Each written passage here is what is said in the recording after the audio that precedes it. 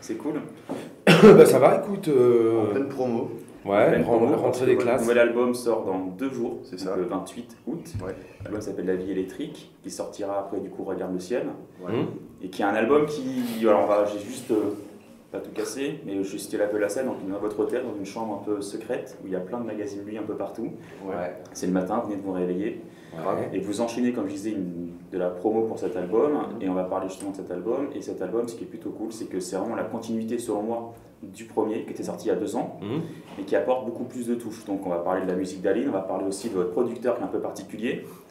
Et puis du coup, j'aimerais juste que vous vous présentiez, savoir comment vous considérez votre musique. C'est de la pop, mais bon, au final, c'est assez large comme thème. Ah oui, c'est souvent la question de savoir ce qu'on fait comme musique. Donc on se définit comme un groupe de pop, ce qui veut tout et rien dire. Aussi. Et chanter en français, ce qui veut tout et rien dire. Pour nous, la pop, c'est tout ce qui n'est pas musique de jazz, de folklorique ou classique. Donc c'est très vaste, hein. Ça va du hip-hop au garage en passant par plein de choses, quoi. Et nous, on a dans l'idée, on fait une musique une musique populaire pour tout le monde, quoi. Voilà, Une musique qui sautille, qui est pas mal mélodique. Qui se danse, qui parle à la tête et qui parle aux jambes aussi. Ouais, exactement. Parce que c'est important d'avoir ces deux dimensions dans la musique, hein. La musique, ça se danse aussi, c'est quelque chose qui se ressent avec le corps. On essaye et on aime bien de toute façon faire de la musique qui se danse, quoi. Aussi. Ouais, au lieu de ce schéma d'une musique un peu variété à la française qu'on entend comme pop à la française, vous c'est plutôt de la pop hexagonale, la pop anglaise, anglo-saxonne. Et du coup c'est pour ça que quand vous avez fait votre demande pour un nouvel album à Stéphane Street, il a été justement enchanté à l'idée parce qu'il a reconnu un côté hexagonal, un anglo-saxon dans votre musique, ou comment ça s'est passé ça lui a parlé en fait, si tu veux. On l'a contacté un peu par hasard. Pas par hasard, c'était un peu un fantasme en fait, on n'y croyait pas en fait en contactant ce gars, vu son historique.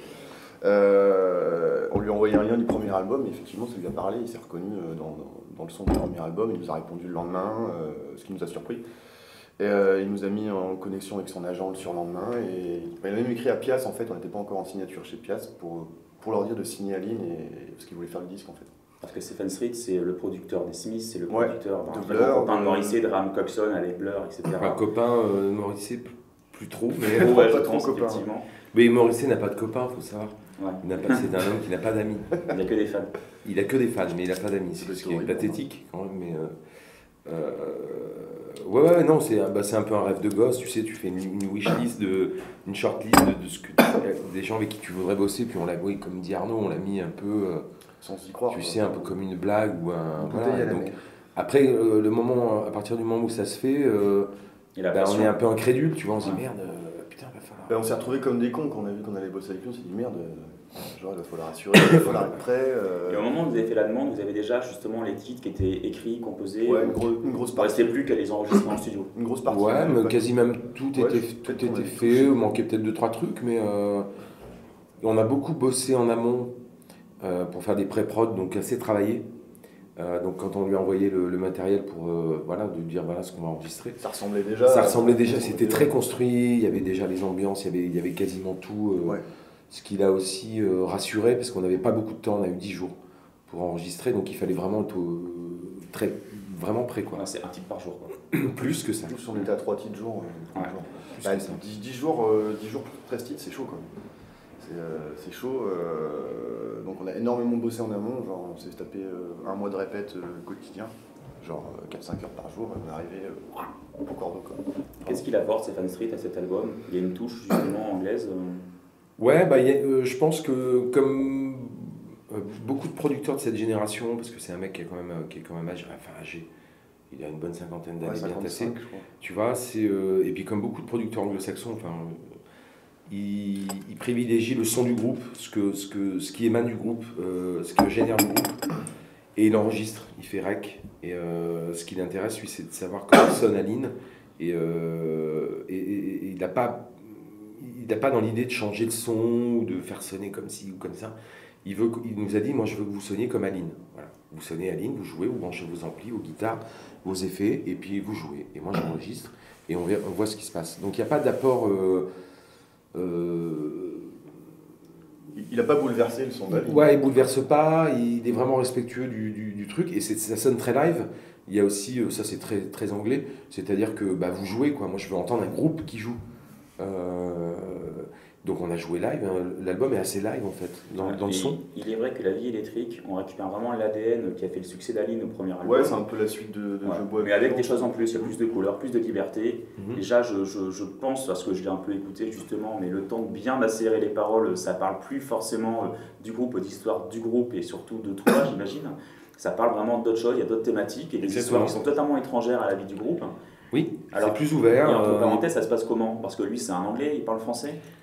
Alors non, il parle pas français, mais il aime bien la France, il aime bien enfin surtout le ski, parce que c'est un grand fan de montagne, donc il est toutes les années, il va en France skier dans les Alpes, et en fait on lui a traduit toutes les paroles, tous les textes. Il voulait vraiment comprendre le sens des textes. Ce qui est normal, tu vois, parce que pour les parties de chambre, quand j'ai commencé à faire le chant en studio, il voulait comprendre la thématique du morceau pour avoir les intentions, et se dire, ouais, là tu dis cette phrase, et l'intention est peut-être pas forcément la bonne.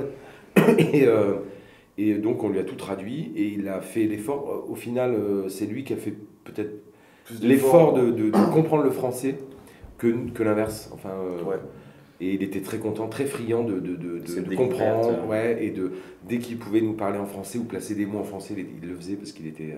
Après, on communiquait principalement en anglais. En anglais, mais.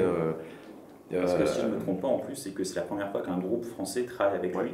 Ça, ouais. Donc bien évidemment c'est très particulier aussi bien pour lui, donc il y a vraiment un truc qui s'est créé. Il avait très très peur de ça, une inquiétude pour lui, de savoir comment ça allait se passer au niveau communication. Et c'était vraiment le truc un peu... Qu'aurait pu être rédhibitoire. Ouais. Avant de bosser avec lui, il a vraiment insisté sur le fait qu'il fallait qu'on parle bien anglais. Ouais. Parce on parle pas bien anglais. Non, mais on parle très mal anglais, mais on comprend quand même. Ouais. Tu vois, enfin, je veux dire. L'anglais du bar, facile, et on se comprend. Oui, et puis après, c'est toujours les mêmes termes qui reviennent dans le studio. Tu sais, c'est des termes un peu techniques, et puis au final, ça va vite. C'est le anglais à la base. Oui, déjà, oui. On n'est pas perdu, quoi. Mais bon, pour revenir sur la musique, justement, du deuxième album, ce que je voulais dire, c'est qu'au départ, il y a beaucoup plus de couleurs. Effectivement, il y avait un triptyque assez carré dans la ligne qui était guitare, basse, batterie. Maintenant, on rajoute du clavier, c'est beaucoup plus aérien.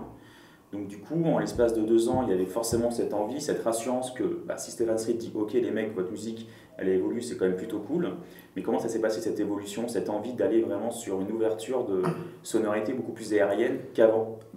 On voulait un peu calmer les guitares et mettre les claviers en avant. Donc, ce qui a été un petit peu un fight avec Stéphane Street, parce que lui, il n'est pas très synthé, pour le coup. Ouais. C'est le seul point de friction qu'il y a eu, c'est là-dessus, sur le mixage, remettre les synthés en avant. Donc, on n'a pas arrêté de le faire chier avec ça. Bon, il a fini par le faire. Merde, c'était quoi la question déjà? Non, mais cette évolution en 2 ans, comment ça s'est passé? On a voulu ouvrir, quoi, ouvrir le... En fait, on a plein d'autres influences. Alors, parce que sur le premier album, et puis dans les interviews, tout ça, on a beaucoup parlé des Smiths, de la scène indie pop des années 80, avec Jesus and Mary Chain, les Pastels, toute cette scène anglaise, les premiers Cure et tout ça. Mais on a aussi plein d'autres influences, enfin on écoute plein de choses en fait, c'est vachement plus ouvert que ça. On écoute de la musique de danse, on écoute du disco, on écoute de la musique électronique, on aime beaucoup le dub. Parce Il y a pas mal de dub à des moments. Parce que c'est un truc on fait de la production avec Arnaud, depuis un moment, on a des home studios, et donc c'est une... Il y a plein de choses qu'on aime, à part les Smiths, tu vois, enfin ça revient toujours, mais... Et donc là, on a voulu un petit peu s'amuser et ouvrir à ces autres influences qu'on a. Même de la musique black, tu vois, la Motown, tout ça, on aime beaucoup, quoi. Et c'est pas forcément... les gens le sentent pas forcément. Donc on s'est dit, tiens, c'est bien, allons-y, ouvrons l'album à ça, amusons-nous. Pourquoi pas injecter des petites touches reggae, des petites couleurs comme ça, mais ça reste... c'est pas une musique de puriste, on fait pas, par exemple, quand on fait un morceau dub, on le fait pas pour les puristes et les gens qui écoutent que du dub, on le fait à notre manière, peut-être maladroite, mais en tout cas c'est singulier. Et votre ADN, voilà, c'est ça l'intérêt. C'est ça l'intérêt. Si tu veux, on s'est rendu compte avec Je bois et puis je danse qu'on pouvait jouer un style qu'on maîtrise pas. En l'occurrence, là, c'est du funk blanc. On n'a pas du tout les codes, on l'a jamais fait avant. Et c'est intéressant parce que ça amène quelque chose justement d'assez ovniesque. On n'a pas toutes les références pour le faire vraiment. Donc on amène un truc singulier qui ressemble à rien d'autre. Donc on s'est dit sur le deuxième album, vas-y, on va faire. Puis ça évite de s'ennuyer, ça évite de se répéter. En live, c'est différent aussi, ça permet d'évoluer. Ouais. Et c'est marrant d'aller voir un petit peu ailleurs. Pour nous, déjà rien que de jouer un espèce de truc dub, proto-dub, on va dire, ça nous fait jouer différemment, et puis on s'ennuie moins, parce que faire toujours la même chose, c'est un peu ennuyeux. Donc voilà, mais l'idée c'est de garder la couleur d'Aline, de garder on a une charte, on a une charte musicale qu'on garde. Après, on peut se permettre d'aborder tous les styles. Ça sonnera Aline maintenant. Même si on fait du zouk, ça sonnera Aline. Peut-être qu'on en fera un jour. Ça serait pas mal, ouais. Mais c'est tout est possible. C'est pas impossible. Faire une entrée en zouk, du concert, ça peut être pas mal. Oui, tout est possible. Mais ça nous arrive en répète de déconner, de faire ce genre de trucs, ouais. Mais en tout cas, justement, je veux revenir sur le titre dont tu parlais, Je bois et puis je danse, qui a été vraiment le tube d'Aline, qui a fait, je pense, découvert. En tout cas, moi, je vous ai découvert grâce à ce tube. Et après, on écoute l'album, on fait putain, en fait, c'est au-delà d'un tube, il y a vraiment. Déjà, ça démarre sur l'instrumental, ce qui est assez plutôt rare pour un album français. Et derrière, est-ce que quelque part, ce tube vous fait défaut? Où ça a été beaucoup en plus, parce que dans le nouvel album, il y a bien évidemment des singles, mais il n'y a pas de tube qui, selon moi, sort du lot. C'est vraiment un ensemble, alors que dans le premier album, il y avait ce tube qui marque un peu le cap, quoi. C'est un tube, un petit tube, faut relativiser, on n'est pas... dans la scène indé, ça a quand même bien marché. Hein. Oui, ça a bien marché, mais... La bonne chanson de l'été, qui parle à tout le monde, c'est de la pop qui en plus parle d'un truc un peu triste. Vous avez un univers qui est relativement triste, mais très joyeux, parce que c'est dansant, comme tu disais au tout début.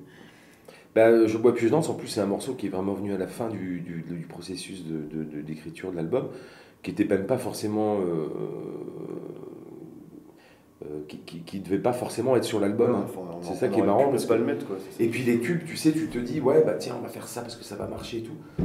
Et on a tendance à se le dire quand on écrit, on se dit, tiens, il faut des singles. Quand tu fais un album, tu te dis, 1, 2, 3 singles. Et en fait, c'est une science qui est pas du tout exacte, il y a une part d'irrationalité totale. Et puis toi, tu penses à ce single, et puis le label, exactement, c'est celui-là. C'est surtout le public. C'est les gens, les radios, le public qui se dit, en fait, tu as fait un morceau en te disant ça va être ça le single, ça va être ça le tube s'il y en a un. Et en fait, non, ça va être un autre. Enfin, donc c'est complètement irrationnel. Tu peux pas le savoir. Réellement, tu peux pas savoir. C'est quelque chose d'assez marrant et un peu frustrant aussi, et puis d'assez surprenant. Mais oui, je bois puis je danse, ça nous a fait... en fait, ça a élargi le champ ça a élargi la cible. Ça va des gamins aux mamans, tu vois, qui se sont appropriés ce morceau. Alors, c'est un coup de bol, on va dire, parce que réellement, on ne sait pas quoi... pourquoi tel ou tel morceau peut fonctionner. Vous pensez que votre musique, moi je pense qu'il y a quand même des votre musique au final. Pardon ? Il y a beaucoup de chance dans votre musique. Tu parles d'un coup de bol, mais en soi c'est parce que le morceau il est fort, il fonctionne. Oui, d'autres aussi qui sont. Il aurait pu ne pas fonctionner. C'est là où je. La vie d'un artiste, ça joue vraiment de la chance. Il faut une bonne parce que c'est un coup de bol aussi que Stéphane Street lise ses mails, se dise tiens, je vais prendre le temps d'écouter. Il pourrait très bien ne pas le faire. Oui, non, il faut une partie de chance, mais comme dans la musique ou dans la vie en général. Pour tout le monde, il y a une partie de travail, il faut travailler. La chance, elle n'arrive pas. Tu la provoques un peu la chance. Mais oui, il faut toujours une petite part de chance. C'est ce qui est excitant justement, cette part de.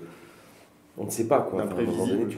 En tout cas, moi j'ai la chance d'avoir pu barader un peu avec vous, de boire un café.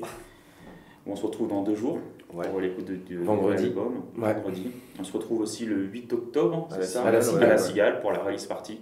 Ouais. Et c'est mon anniv aussi, donc on apportera les bougies.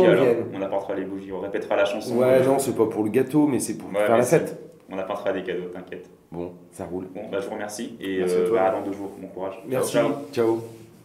C'est vrai que c'est ton anniv, toi. Oui, on va te faire chanter Joyeux anniversaire dans la Cigale, ça va être génial. Non. Si. Joyeux anniversaire. Ouais.